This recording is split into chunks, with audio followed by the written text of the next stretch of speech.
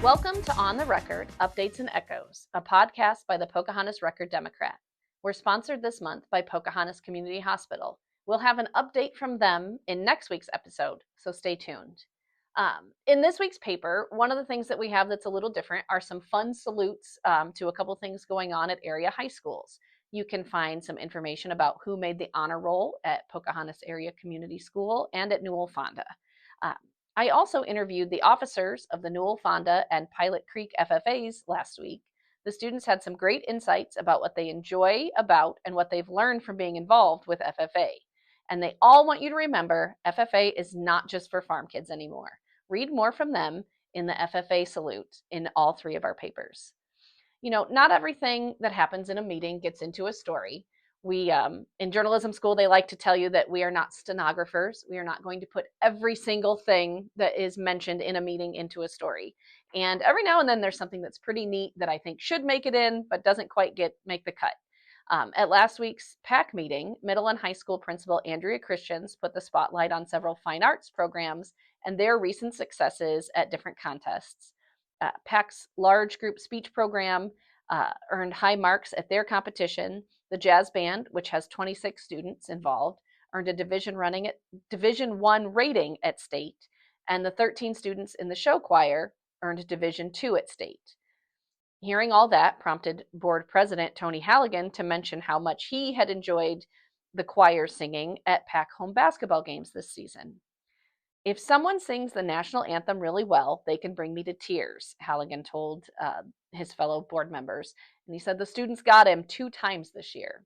I think that sounds like it could be a challenge for next season to see if they can bring Halligan to tears more often. School board members, along with a few supporters of mock trial and youth sports, had a really great back and forth at the PAC board meeting last week. They talked about the need for balanced schedules and how to take time off and, you know, what activities are appropriate on Sundays and which activities are not. The board reiterated its position that school-sponsored activities on Sundays should be limited. They also agreed that mock trial and tabletop games are both events that are already allowed to meet and practice on Sundays. The Pocahontas County Board of Supervisors had a crowd, at least by normal standards, at last week's solar ordinance first reading. Community members asked some great questions, and the supervisors had quite a few answers for those questions. The second reading of the ordinance was on the agenda for this week's meeting. This week's paper also has a short story about how PAC stepped up to help out after the fatal Iowa Lakes Community College bus crash last week. There's plenty more to read in this week's paper. Be sure to pick up a copy. District basketball kicked off this week around Iowa. The Newell-Fonda boys basketball closed out its season with a first-round loss to North Union in Armstrong earlier this week. The Newell-Fonda girls basketball team will play Friday night in Newell after winning their first-round game against Boyer Valley. The Pocahontas Area Community boys won the first round of district play Monday night, defeating Esterville Lincoln Central. They'll head to Gowrie to take on Southeast Valley Thursday in round 2. The PAC girls basketball team defeated Belmont Clemmy Tuesday night as they kicked off district play at home. They'll next head to Central Lyon in Rock Rapids on Friday night. The Class 1A boys wrestling state tournament begins at 9 a.m. Thursday.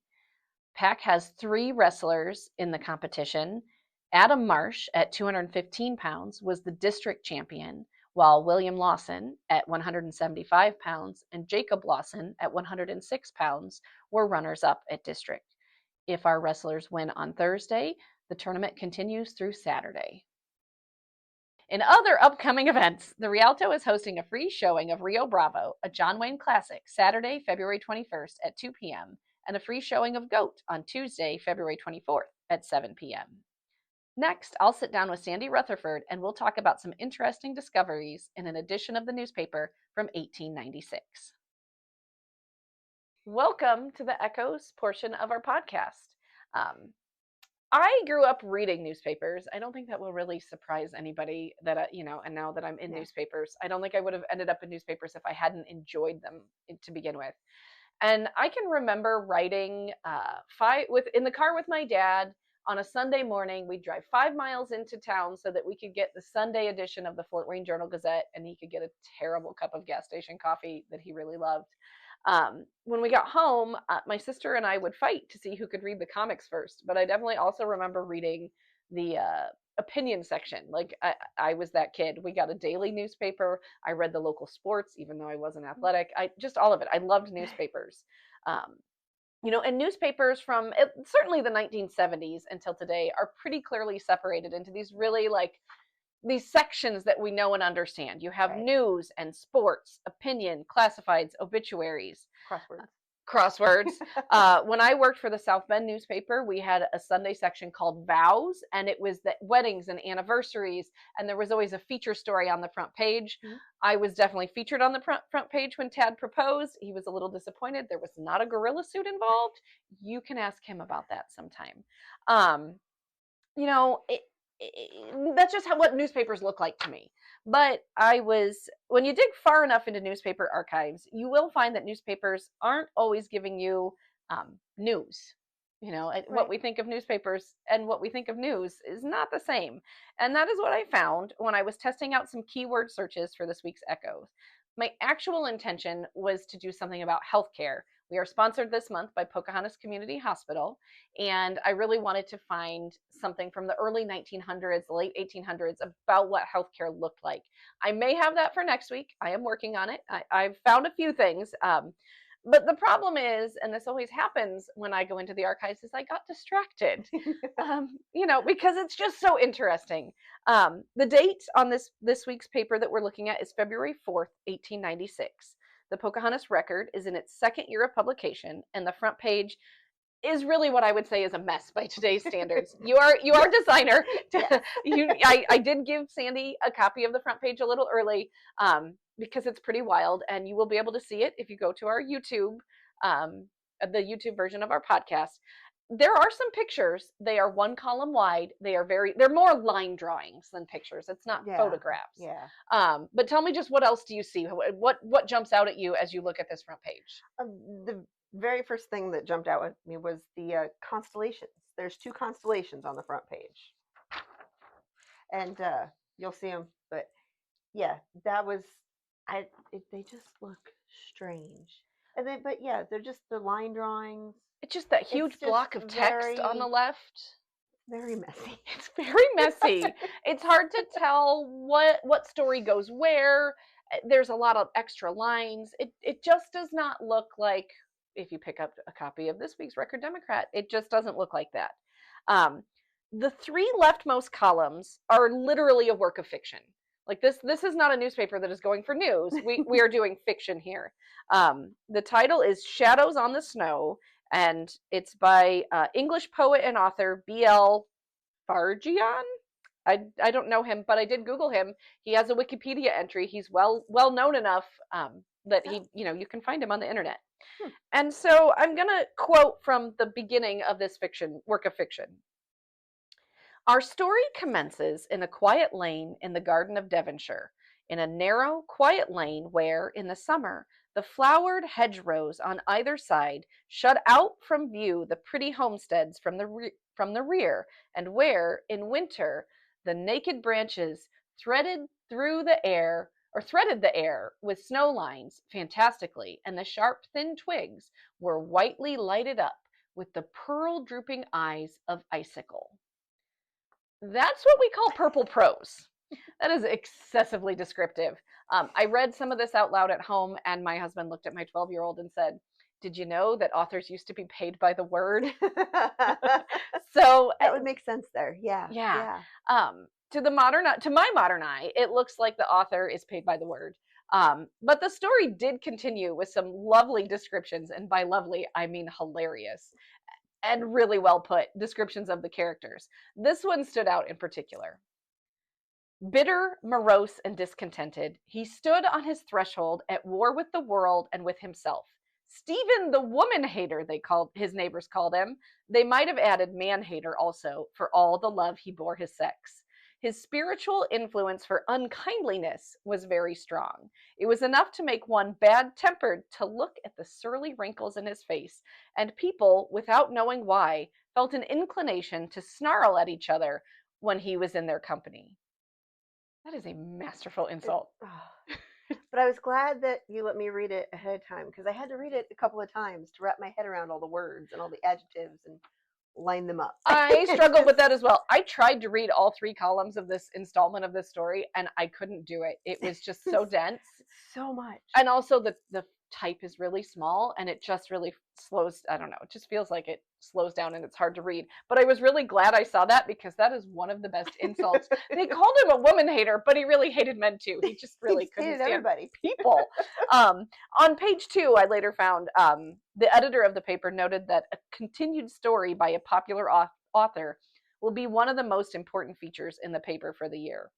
And that was the thing back then was, people didn't necessarily buy books. Publishing stuff was expensive. Mm-hmm. And so there was a lot of, I always knew there was a lot of fiction published in magazines and newspapers. I didn't realize it was still happening as late as 1896. To me, in my head, it's like an early 1900s thing, but obviously I am wrong. Anything else about the design that you really liked before I move on to our I liked? Was there anything you liked? Okay. I like that all the ads are on the one side of the page. Okay, so they did follow some traditional design, or what we consider traditional design rules, so that's good. That's good. Yeah. I mean, it looks like they have their... Yeah, I like that. They have like their business professional directory. Yep. So that we still have a professional directory in the newspaper. That's 130 years later. There's things that are recognizable, but it's just what's not. It's just a lot. You know what's not there? You did notice because you said this to me earlier. There's no news. There's no news. I read and read and read through this front page, and I said, "Where is the news?" There just were no local news bits, but there were reprints from newspapers all around the country. It kind of almost reminded me of like a social media feed, right? Like where we're reposting and re-quoting from other places. They're just vignettes, snippets. They're definitely a little biting. I assume that most of them are fiction also. I mean, just they're too perfectly put to have really happened. But I do have a sampling of these for you. We can assume that the Pocahontas Record editor picked these because he knew that these would appeal to local readers. But I mean, I don't know how they were received 130 years later. The first one that I really liked was from the Detroit Free Press, and it's 3 store scenes described by an ungallant reporter. Scene 1, dry goods store. Lady customer, have you Surah silks? Salesman shows silks. Lady customer, have you an invisible green? Salesman shows invisible green. Lady customer, have you a lighter shade? Is shown a lighter shade. Lady customer, what is the price? Salesman, 90 cents. Lady customer, have you anything better? Is shown something better. Lady customer, have you any for 75 cents? Salesman shows silks for 75 cents. Lady customer, yes, I'll see about it. Good morning. And it just was funny. Like clearly she wasn't going to buy anything. She wasn't going to buy it. Scene 2, glove department. Young lady, let me see some kid gloves. Salesman, what number and color? Young lady, tan, 5.5. Salesman, we don't keep Mrs. sizes. Young lady, much pleased. Give me a pair of 7s then.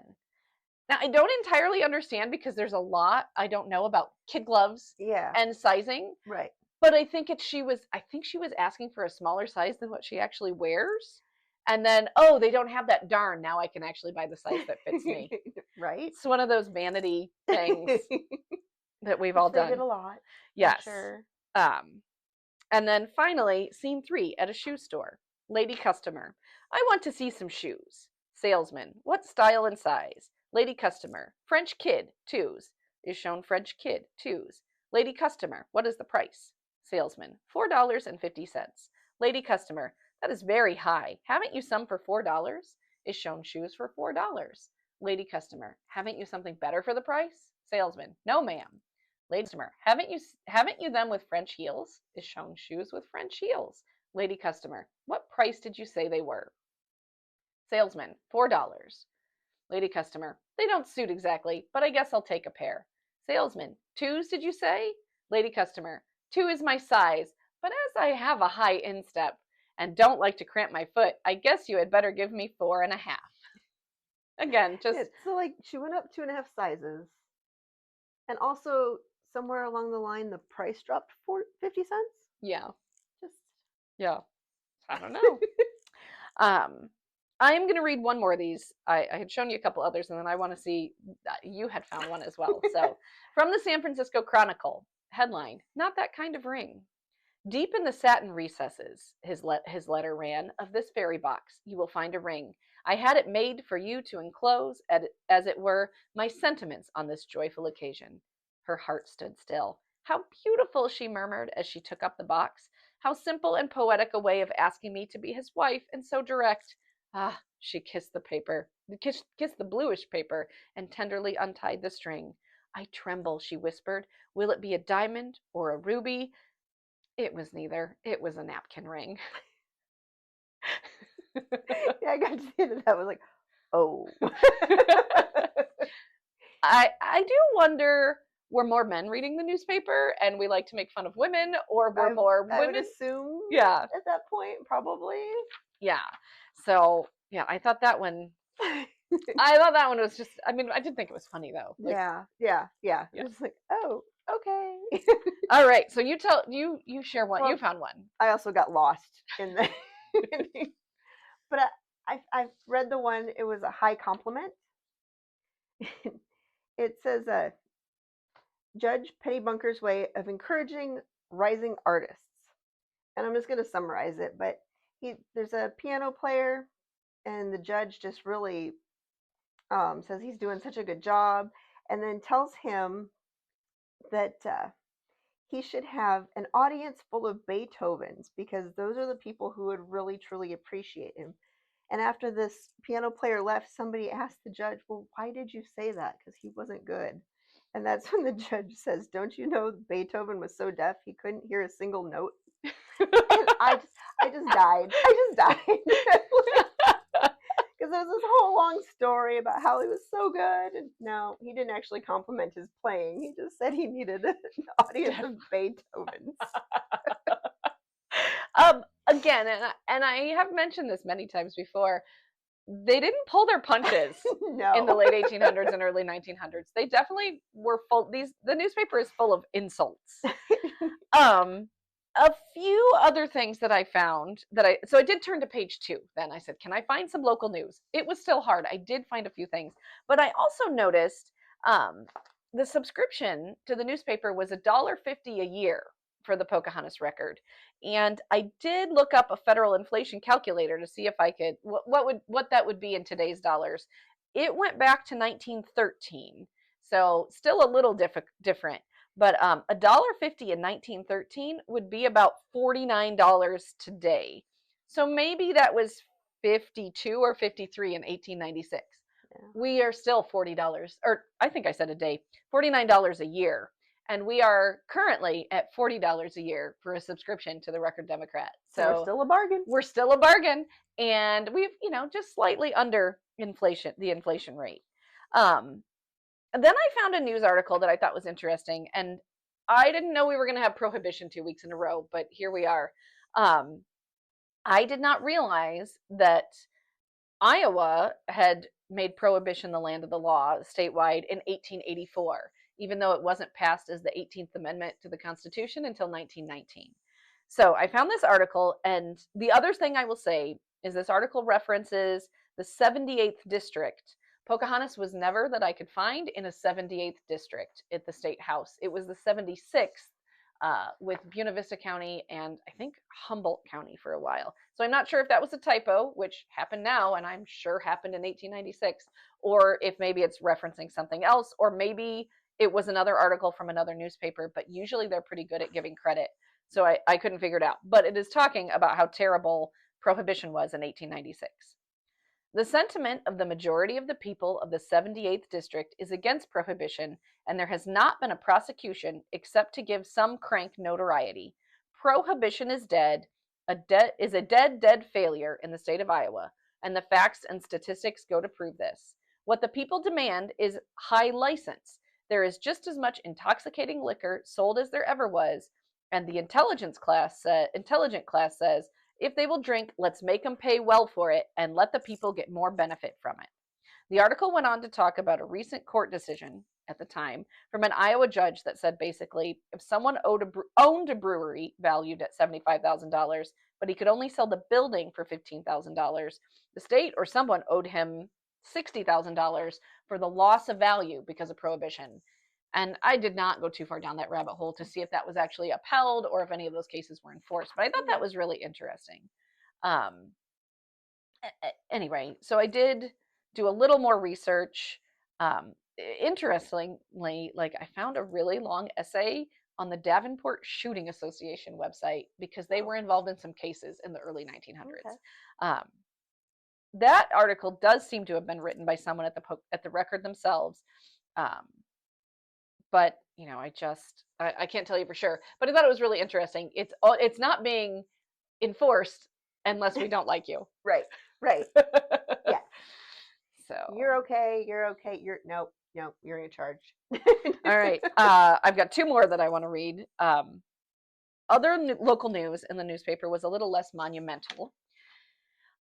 Quote, Bissell has added a track hound to his pack of wolf dogs, and we hope in the near future to hear the canine's cheerful howl sent upon the ambient air in pursuit of that pestiferous wolf. There are very few sports that are any more exciting than a good wolf chase, and we hope the weather and ground will be in good condition soon, so we may indulge in this interesting sport. It's a whole different level. Yeah. Hunting wolves. Yeah. So there were enough wolves to hunt. Which seems a little crazy, but yeah, just because they've been gone from here for so long. But, yeah. And then the last one that I will read out, the Record made sure to advertise itself as well. And its headline was, Without a Rival, the Pocahontas Record for 1886. As heretofore, the Record will publish all the official proceedings of the Board of Supervisors, legal notices, and much other important county seat news. The Record has the largest circulation of any paper in Pocahontas County, almost equal to any two, which is a good recommendation as to its merits. I'll just point out that we are still the official publication for Pocahontas County, and we're the only paper, so we do have the most circulation. So same. Yeah. I was just reading they have the best type styles and ornaments, etc. Yes, they did job printing back then. Job printing, yeah. So yeah, I didn't find a lot of news in February 1896. But I wasn't disappointed. I was entertained. Yeah, it was very entertaining. That front page had a lot of little rabbit holes. It did. It really did. So that's what a newspaper looked like in 1896. Yeah. Thank you so much for listening, and we'll be back next week.